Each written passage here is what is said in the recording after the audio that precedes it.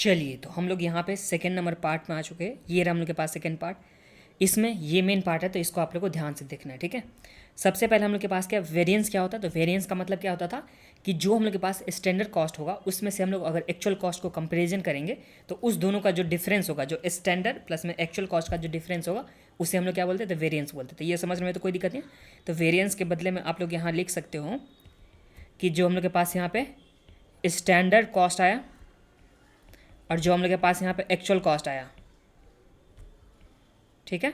तो ये इस दोनों का जो डिफरेंस होगा, जो हम लोग के पास स्टैंडर्ड प्लस में एक्चुअल का जो डिफरेंस होगा उसे हम लोग क्या बोलेंगे, तो यहाँ पे वेरिएंस बोलेंगे। तो ये यहाँ तक में तो कोई प्रॉब्लम नहीं है कि जो स्टैंडर्ड है और एक्चुअल है उस दोनों का कंपेरिजन करके जो भी डिफरेंस आएगा उसे हम लोग बोलते हैं वेरिएंस। अब वेरिएंस में इस दोनों का जो डिफरेंस हो सकता है, जो स्टैंडर्ड कॉस्ट का और जो एक्चुअल कॉस्ट का डिफरेंस हो सकता है, वो एक तो यहाँ पे कंट्रोल किया जा सकता है। देखिए, इसका जो डिफरेंस मान लीजिए कि इसका जो डिफरेंस आ गया वो कितना आ गया, तो 100 लाख। तो अगर मान के रखते कि ये हम लोग के पास डिफरेंस आ गया कितना, 100 लाख का, तो ये 100 लाख का जो डिफरेंस है इसे या तो हम लोग कंट्रोल कर सकते हैं या तो हम लोग कंट्रोल नहीं कर सकते। या तो कंपनी कंट्रोल कर सकती है या तो कंपनी कंट्रोल नहीं कर सकती है। तो ये जो कंट्रोल अगर कर सकते हैं तो उसे हम लोग क्या बोलेंगे, कंट्रोलेबल वेरिएंस बोलेंगे। और जिससे कंट्रोल कंपनी नहीं कर सकते उसे हम लोग क्या बोलेंगे, तो अनकंट्रोलेबल वेरिएंस। तो ये समझने में तो कोई दिक्कत नहीं है। स्टैंडर्ड कॉस्ट का मतलब क्या होता था कि जो हम लोग किसी भी प्रोडक्ट का किसी भी प्रोडक्ट का हम लोग पहले से यहाँ पे डिटरमाइन कर लेंगे, पहले से हम लोग डिटरमाइन कर लेंगे कॉस्ट कि हाँ इसका कॉस्ट इतना होना चाहिए। पहले से हम लोग प्लान कर लेंगे कि इस प्रोडक्ट का कॉस्ट हम लोग के पास इतना होना चाहिए, तो उसे हम लोग क्या बोलते हैं, स्टैंडर्ड कॉस्ट बोलते हैं। और स्टैंडर्ड कॉस्ट और एक्चुअल कॉस्ट, स्टैंडर्ड कॉस्ट का मतलब तो समझ में आ गया कि पहले से हम लोग डिटरमाइन कर लिए किसी प्रोडक्ट का। जैसे मान के रखिए ये मोबाइल फ़ोन है, ठीक है, ये हम लोग के पास मोबाइल फ़ोन है। मान के रखिए ये हम लोग के पास जो मोबाइल फ़ोन है इसका हम लोग पहले से यहाँ पे जो भी कॉस्ट है इसका हम लोग पहले से कॉस्ट डिटरमाइन करके रखें कि 1 लाख होगा, ठीक है। और एक्चुअल में जो हम लोग बनाए, जब हम लोग यहाँ पे मोबाइल फ़ोन का मैन्युफैक्चरिंग करें, जो कंपनी जो है कंपनी यहाँ पे मोबाइल फ़ोन जो है उसका यहाँ पे एक्चुअल में कॉस्ट कितना रखे थे, 1 लाख। अब एक्चुअल में यहाँ पे जो कॉस्ट आ गया इसे बनाने में, तो ये एक्चुअल में बनाने में कितना आ गया, 1,10,000 आ गया कॉस्ट। तो ये जो हम लोग के पास डिफरेंस आया 10,000, इसे हम लोग क्या बोलते हैं, तो इस डिफरेंस को हम लोग क्या बोलते हैं, इसे हम लोग वेरिएंस बोलते हैं। और वेरिएंस में एक तो कंट्रोलेबल हो सकता है कि कंपनी के कंट्रोल में था कि 10,000 को यहाँ पे कंपनी कंट्रोल कर सकते हैं, और या तो कंपनी यहाँ पे कंट्रोल नहीं कर सकती। तो ये हो गया कंट्रोलेबल या अनकंट्रोलेबल, हम लोग के पास क्या आ गया, वेरिएंस आ गया। तो ये समझने में तो कोई दिक्कत नहीं है। अब दूसरा तरह का हम लोग के पास क्या होता है, तो दूसरा हम लोग के पास है फेवरेबल और एक होता है एडवर्स। फेवरेबल और एडवर्स, तो ये समझना कि फेवरेबल क्या होता है प्लस में एडवर्स क्या होता है। देखिए कंपनी, यहाँ पे कंपनी, यही वाला एग्जांपल ले रहा हूँ कि कंपनी जो है, जो फ़ोन बनाने का कॉस्ट कंपनी का होता है वो कितना होता था, 1 लाख होना चाहिए था। कंपनी का फ़ोन बनाने का कॉस्ट कितना होना चाहिए था, 1 लाख होना चाहिए। बट यहाँ पे कंपनी का जो कॉस्ट हो गया वो कितना हो गया था, 1,10,000 हो गया। तो ये जो 10,000 का डिफरेंस है, ये जो 10,000 का डिफरेंस है, ये कंपनी के लिए फेवरेबल है या एडवर्स है, ये आप लोग बताइए। तो कंपनी का कॉस्ट बढ़ गया, तो जब कंपनी का कॉस्ट बढ़ेगा तो प्रॉफिट क्या हो जाएगा, कम हो जाएगा। तो जब कंपनी का यहाँ पे 10,000 से प्रॉफिट कम हो जाएगा तो ये कंपनी के लिए कौन सा सिचुएशन है, तो ये कंपनी के लिए एडवर्स सिचुएशन है। यही दूसरा एग्जांपल अगर लूँ कि यहाँ पे देखिए कॉस्ट जो है कंपनी सोच रही थी कि कॉस्ट इसका कितना बनेगा किसी प्रोडक्ट का, तो 20,000, ठीक है। ये हो गया था स्टैंडर्ड कॉस्ट, और एक्चुअल में हम लोग के पास जो कॉस्ट आ गया वो एक्चुअल में 15,000 ही इसका कॉस्ट बना, ठीक है।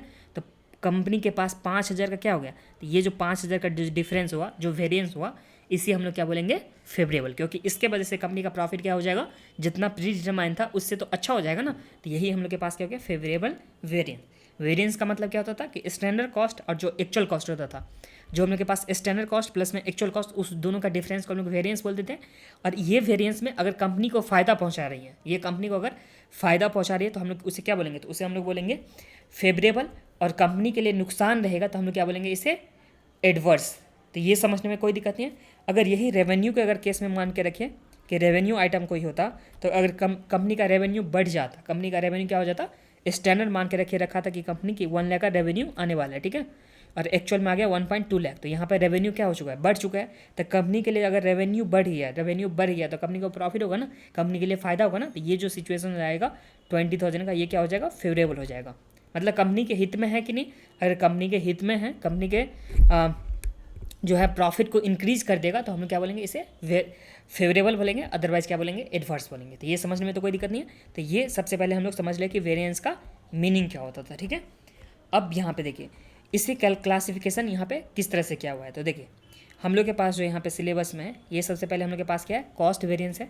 तो जो हम लोग के पास कॉस्ट वेरिएंस है मतलब कॉस्ट का जो डिफरेंस आएगा, जो कॉस्ट हम लोग के पास स्टैंडर्ड कॉस्ट होगा और जो हम लोग के पास एक्चुअल कॉस्ट होगा, जो हम लोग के पास स्टैंडर्ड कॉस्ट और जो एक्चुअल कॉस्ट, उस दोनों का जो डिफरेंस होगा, तो ये हम लोग के पास सबसे पहला हो गया वेरिएंस में। तो इसमें हम लोग के पास जो कॉस्ट हो गया और जो कॉस्ट हो गया उसमें क्या क्या है, तो मटेरियल के वजह से यहाँ पे डिफरेंस आ सकता है, लेबर के वजह से आ सकता है और ओवरहेड के वजह से डिफरेंसेस आ सकते हैं। देखिए ये मान के रखें कि ये कंपनी है, ठीक है, ये हम लोग के पास क्या है, तो यहाँ पे टाटा कंपनी है, ठीक है।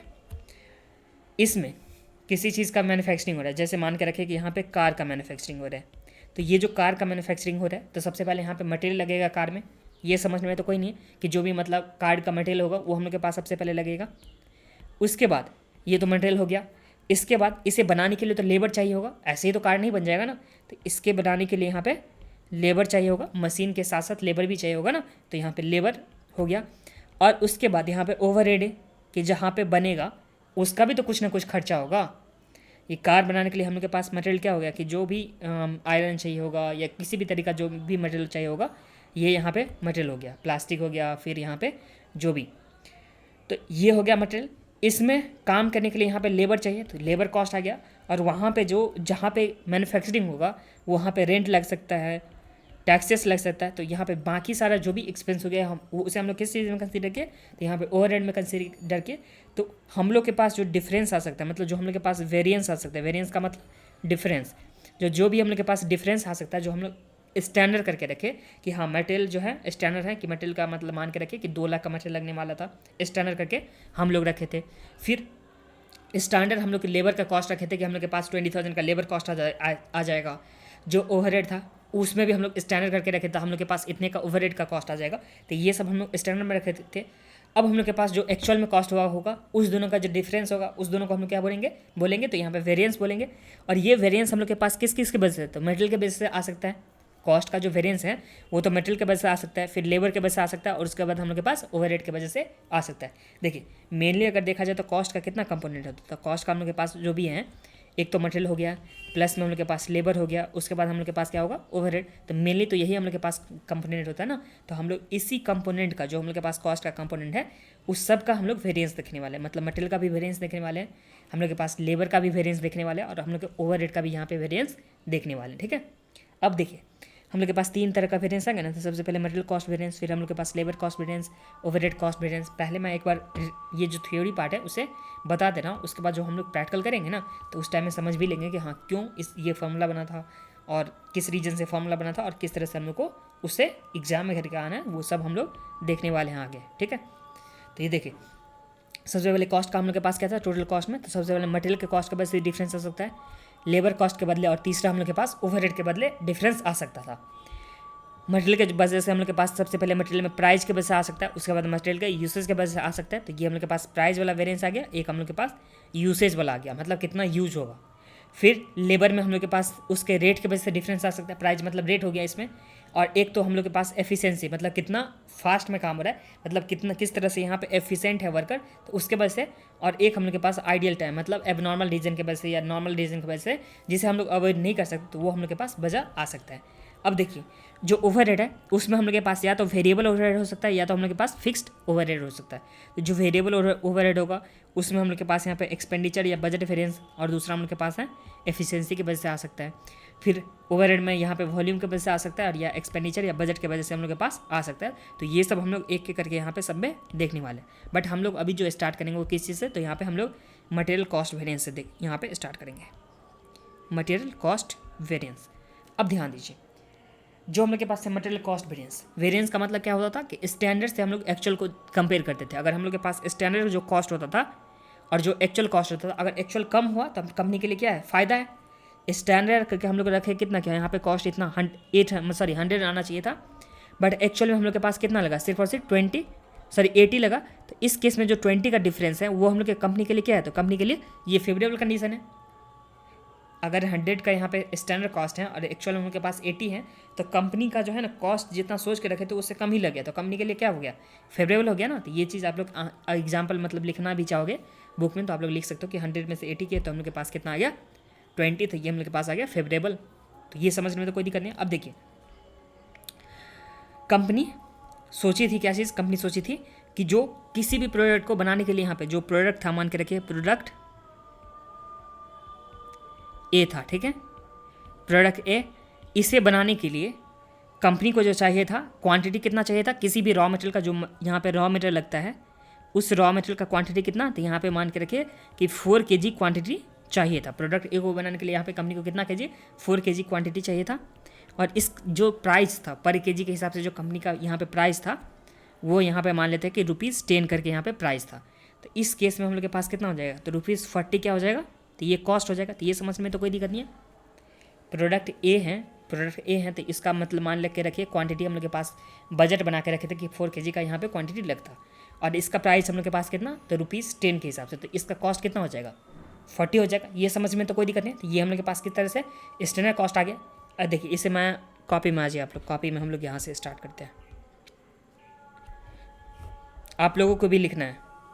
सबसे पहले हम लोग मटेरियल कॉस्ट वेरिएंस का यहाँ पे देखते हैं।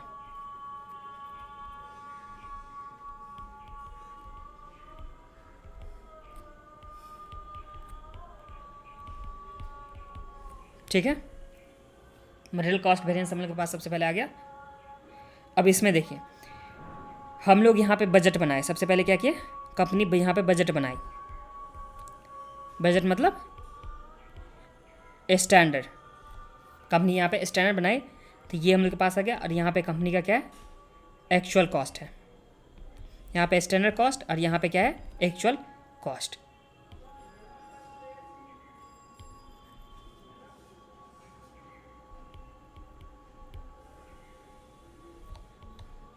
ये हम लोग के पास क्या आ जाएगा, एक्चुअल कॉस्ट आ जाएगा। अब यहाँ देखिए कंपनी प्रोडक्ट ए बना रही थी, कौन सा प्रोडक्ट बना रही थी, यहाँ पे प्रोडक्ट जो है यहाँ पे कंपनी का मैन्युफैक्चरिंग हो रहा था प्रोडक्ट ए। इसमें रॉ मटेरियल का हम लोग पहले बात करें, सबसे पहले हम लोग क्या चीज़ का बात करें, रॉ मटेरियल का बात करें। तो जो रॉ मटेरियल का यहाँ पे क्वांटिटी चाहिए था कंपनी को वो कितना, तो यहाँ पे क्वांटिटी 4 kg चाहिए था, ठीक है। प्रोडक्ट ए को बनाने के लिए कंपनी को यहाँ पे क्वांटिटी कितना चाहिए था, तो क्वांटिटी यहाँ पे 4 kg का चाहिए था। इसका जो कंपनी का यहाँ पे प्राइस जो पड़ा था, अभी इस टाइम में जो प्राइस चल रहा था वो कितना चल रहा था, तो यहाँ पे ₹10 चल रहा था प्राइस, ठीक है। तो इस तरह से जो हम लोग के पास कॉस्ट आ जाएगा वो कितना आ जाएगा, तो कॉस्ट आ जाएगा 4 × 10, तो हम लोग के पास कितना आ गया, तो 40 हम लोग के पास क्या आ गया, कॉस्ट आ गया एक्चुअल कॉस्ट में। तो यहाँ पे जो एक्चुअल में यहाँ पे प्रोडक्ट ए जो कंपनी बनाई इसमें इसको जो क्वांटिटी लगा था वो क्वांटिटी कितना था, यहाँ पे क्वांटिटी 5 kg का लगा था, ठीक है।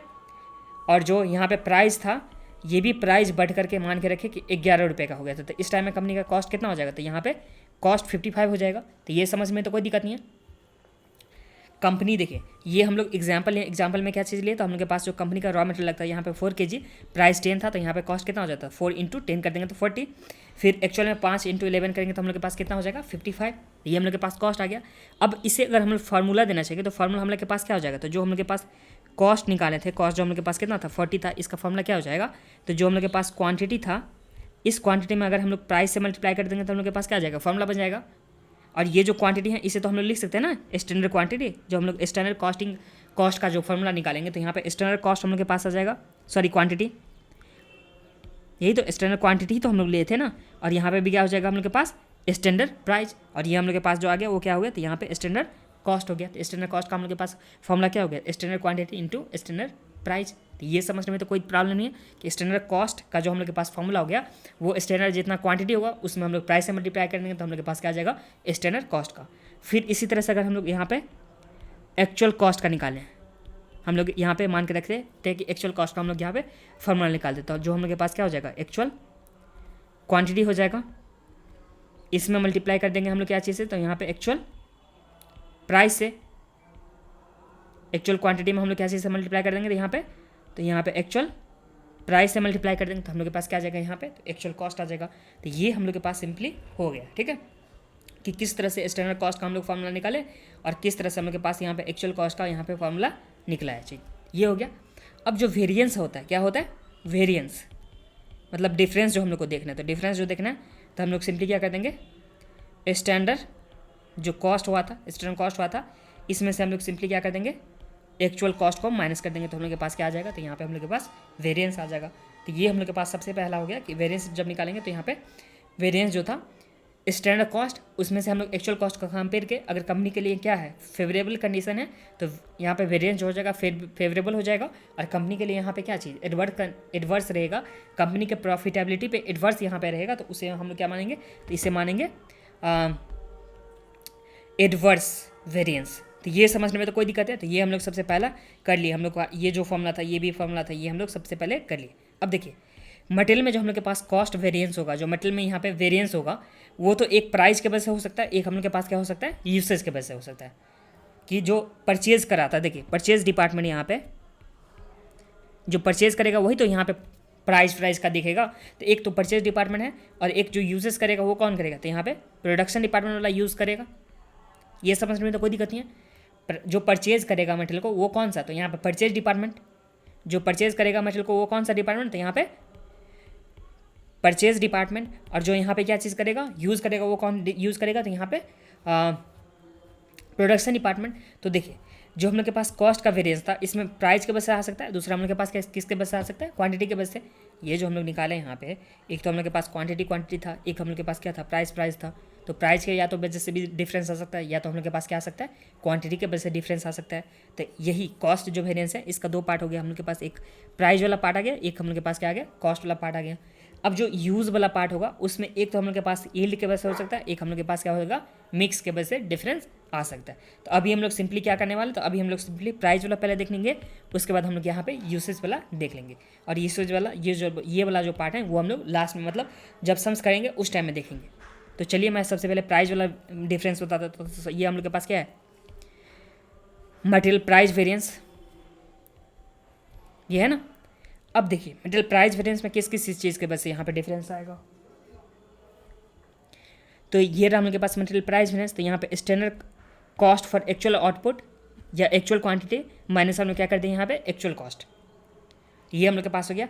अब देखिए प्राइस का वजह से डिफरेंस, मतलब जो भी प्राइस स्टैंडर्ड है एक्चुअल को कंपेयर किया, और इसमें यहाँ पे क्वांटिटी जो होगा कैसे किस का यह होगा, तो यहाँ पे एक्चुअल क्वांटिटी होगा, जिसे मैं यहाँ पे बुक में आप लोग को बता दूँ। देखिए ये तो हम लोग के पास हो गया था, वेरिएंस हो गया था। वेरिएंस का मतलब जो हम लोग के पास था कॉस्ट वेरिएंस, ये कॉस्ट वेरिएंस, इसमें हम लोग स्टैंडर्ड को एक्चुअल से माइनस कर दिए। यहाँ तक में तो कोई प्रॉब्लम नहीं, स्टैंडर्ड से हम लोग क्या किया, एक्चुअल को माइनस किया। अब देखिए ये जो हम लोग के पास कॉस्ट वाला पार्ट था, जो हम लोग के पास कॉस्ट वेरिएंस था, इसका यहाँ पे दो पार्ट हो गया। एक हम लोग के पास क्या आ गया, प्राइस वेरिएंस,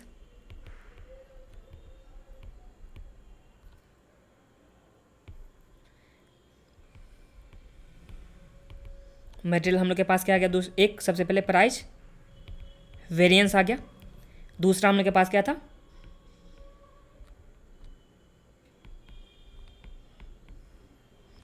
यूसेज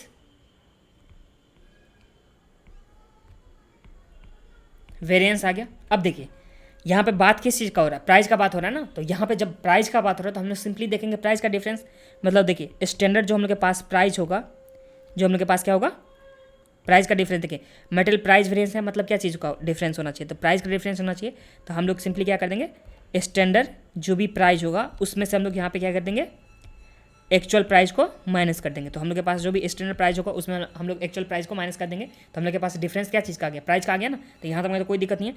तो ये हम लोग के पास प्राइस का डिफरेंस आ गया, तो ये हो गया।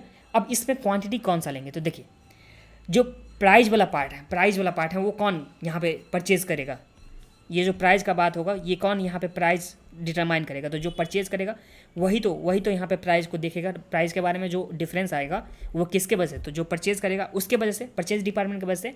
और जो यूज़ करता मतलब वो कौन यूज़ करते, तो यहाँ पे प्रोडक्शन डिपार्टमेंट।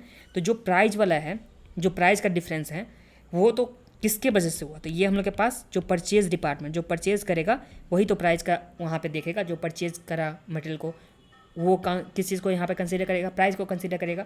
तो यहाँ पे अगर हम लोग standard price minus actual price कर दिए, अब बोलेगा ये चीज़ क्या कि क्वांटिटी के लिए कौन रिस्पॉन्सिबल होगा, परचेज जो डिपार्टमेंट है वो तो सिर्फ और सिर्फ प्राइस के लिए रिस्पॉन्सिबल है, बट क्वांटिटी जो यहाँ पे है, क्वांटिटी इसके लिए रिस्पॉन्सिबल कौन होगा, तो यहाँ पे इसके लिए जो रिस्पॉन्सिबल होने वाला है वो कौन, तो जो यूज़ करेगा क्वांटिटी, तो क्वांटिटी कौन यूज़ करेगा, तो प्रोडक्शन डिपार्टमेंट। तो प्रोडक्शन डिपार्टमेंट यहाँ पे क्वांटिटी यूज़ कर रहा है, तो जो प्रोडक्शन डिपार्टमेंट है वही तो इसके लिए रिस्पॉन्सिबल होगा ना। तो इसमें हम लोग क्या कर देंगे, एक्चुअल क्वांटिटी। तो यहाँ तक में तो हम लोग के पास कोई दिक्कत नहीं है कि जितना यहाँ पे क्या है, प्रोडक्शन डिपार्टमेंट यहाँ पे एक्चुअल में जितना क्या चीज़ क्या होगा, यहाँ पे जितना एक्चुअल में ये यूज़ किया होगा उसी की वजह से डिफरेंस आया। अगर एक्चुअल में ज़्यादा यूज़ कर लिया तो उसके वजह से ज़्यादा डिफरेंस आ गया होगा, या कम यूज़ किया होगा तो कम के वजह से यहाँ पे डिफरेंस आया होगा। तो ये हम लोग के पास हो गया फर्स्ट फॉर्मूला जो मटेरियल प्राइस वेरिएंस का है।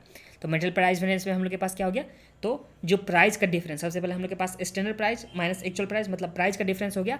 और इसमें क्वांटिटी कौन सा होगा, तो यहाँ पे एक्चुअल क्वांटिटी होगा, क्योंकि प्रोडक्शन डिपार्टमेंट वाला कितना यूज़ किया है क्वांटिटी उसके वजह से डिफरेंस आएगा। ये तो बोलेगा कि परचेज डिपार्टमेंट क्या बोलेगा, हम तो सिर्फ और सिर्फ प्राइस का रिस्पॉन्सिबिलिटी लेते हैं, क्वांटिटी का रिस्पॉन्सिबिलिटी कौन लेगा, तो क्वांटिटी का जो प्रोडक्शन डिपार्टमेंट कितना यूज किया तो वो यहाँ पे क्वांटिटी का रिस्पॉन्सिबिलिटी लेने वाला है। तो ये हम लोग के पास हो गया ये वाला पार्ट। तो ये वाला यहाँ पे क्या हो गया, प्राइस माइनस हम लोग के एक्चुअल प्राइस, तो ये आ गया। अगर हम लोग इसे मल्टीप्लाई करेंगे तो यहाँ पे एक्चुअल क्वांटिटी से अगर हम लोग मल्टीप्लाई करते तो actual quantity into standard price हो जाएगा। फिर हम लोग एक्चुअल प्राइस में मल्टीप्लाई करेंगे तो यहाँ पे actual price into actual quantity आ जाएगा। तो इस तरह से भी हम लोग इसे तोड़ना चाहेंगे, आगे हम लोग लिखना चाहेंगे तो हम लोग लिख सकते हैं standard price into actual quantity, और जो हम लोग के पास है actual price into actual quantity. तो हम लोग इस तरह से लिख सकते हैं इसी को। तो ये हम लोग के पास सेकेंड वाला पार्ट हो गया। उसके बाद जो हम लोग के पास ये वाला मतलब प्राइस वाला वेरिएंस तो आ गया ना। अब हम लोग के पास नेक्स्ट वाला जो है वो क्या चीज़ है, तो यूजेस वेरिएंस है। तो जैसे यूजेस का बात हो रहा है मतलब यूज़ होने का बात होगा, तो क्वांटिटी का कितना यूज हुआ है उसका बात होगा। तो इसका फॉर्मूला क्या हो जाएगा हम लोग के पास, तो देखिए जो हम लोग के पास क्या है स्टैंडर्ड क्वांटिटी,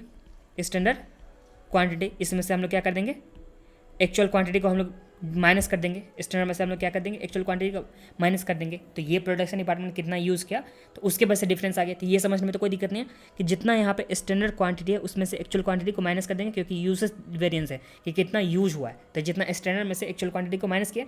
अब यहाँ पे जो प्राइस कौन सा होना चाहिए, स्टैंडर्ड प्राइस होना चाहिए कि एक्चुअल प्राइस होना चाहिए, तो आंसर इज स्टैंडर्ड प्राइस होना चाहिए। क्यों, क्योंकि ये वो क्या बोलेगा कि हम तो सिर्फ और सिर्फ यूज़ करने का रिस्पॉन्सिबिलिटी देते हैं, बाकी प्राइस का जो यहाँ पे रिस्पॉन्सिबिलिटी है वो कौन लेगा, परचेज डिपार्टमेंट। तो इसलिए यहाँ पे क्या होगा स्टैंडर्ड प्राइस,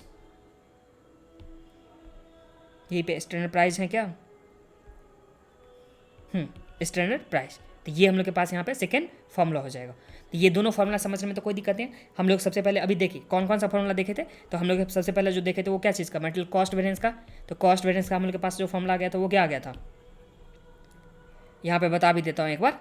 जो कॉस्ट वेरिएंस का हम लोग के पास फॉर्मूला था वो क्या था, तो कॉस्ट वेरिएंस में जो कॉस्ट का डिफरेंस मतलब जो हम लोग के पास स्टैंडर्ड कॉस्ट था इसमें से हम लोग क्या के माइनस किए थे, तो यहाँ पे एक्चुअल कॉस्ट को माइनस किए थे। स्टैंडर्ड कॉस्ट हम लोग कैसे निकाल सकते हैं, तो स्टैंडर्ड कॉस्ट निकालने के लिए हम लोग के पास स्टैंडर्ड क्वांटिटी हो जाएगा, इसमें हम लोग क्या कर सकते हैं स्टैंडर्ड प्राइस से मल्टीप्लाई कर सकते हैं। और एक्चुअल कॉस्ट निकालने के लिए कैसे कर सकते हैं, तो जो भी एक्चुअल क्वांटिटी होगा इसमें से हम लोग क्या कर सकते हैं मल्टीप्लाई कर सकते हैं। तो यहाँ पे एक्चुअल जो भी प्राइस होगा, तो ये समझने में तो कोई दिक्कत नहीं है। तो ये हम लोग के पास सबसे पहले कॉस्ट में प्राइस का डिफरेंस आ सकता है, मतलब देखिए मटेरियल प्राइस वेरिएंस मतलब प्राइस का डिफरेंस। तो प्राइस का डिफरेंस मतलब जो भी स्टैंडर्ड प्राइस होगा इसमें से हम लोग क्या कर देंगे एक्चुअल प्राइस को माइनस कर देंगे, और जो क्वांटिटी होगा कि कितना एक्चुअल में यहाँ पे यूज़ किया, जो कितना क्वांटिटी एक्चुअल में यूज़ किया तो वो हम लोग यहाँ पे क्वांटिटी लेने वाले हैं। फिर यूसेज वेरिएंस में क्या हो जाएगा, तो कितना यूज़ का डिफरेंस मतलब स्टैंडर्ड जो क्वांटिटी था और जो कितना यहाँ पे एक्चुअल यूज़ कर लिया क्वांटिटी में, ठीक है। यूसेज मतलब क्वांटिटी का यूज़ करेंगे ना, और इसमें जो प्राइस होगा वो क्या हो जाएगा, तो यहाँ पे स्टैंडर्ड प्राइस हो जाएगा, ठीक है। तो ये हम लोग के पास यहाँ पे फॉर्मूला 3 हो गया, ये तीनों फार्मूला हो गया। और क्या होता है एक चीज़ मैं और बता देता हूँ आप लोगों को कि देखिए जो कॉस्ट वाला वेरिएंस है, कॉस्ट हम लोग के पास ये वेरिएंस है, इसी का तो पार्ट यहाँ पे प्राइस वाला वेरिएंस है, और प्लस में जो हम लोग के पास है यूसेज वेरिएंस है। तो इस दोनों का अगर हम लोग टोटल कर देंगे, यहाँ पे जो मटेरियल प्राइस वेरिएंस या मटेरियल यहाँ पे यूसेज वेरिएंस, इस दोनों को टोटल करेंगे तो हम लोग के पास क्या आ जाएगा मटेरियल कॉस्ट वेरिएंस। तो अभी तक में हम लोग बस 3 फार्मूला देखेंगे, यही तीनों फार्मूला को हम लोग यहाँ पे जो भी सम्स आएगा नेक्स्ट वाला तो उसमें रिक्वायर्ड होगा। फिर जब हम लोग आगे वाला सम्स में बढ़ेंगे तो हम लोग उससे पहले जो भी फार्मूला होगा उसे समझ लेंगे और फिर उसके जो भी सम्स होगा वो कर लेंगे।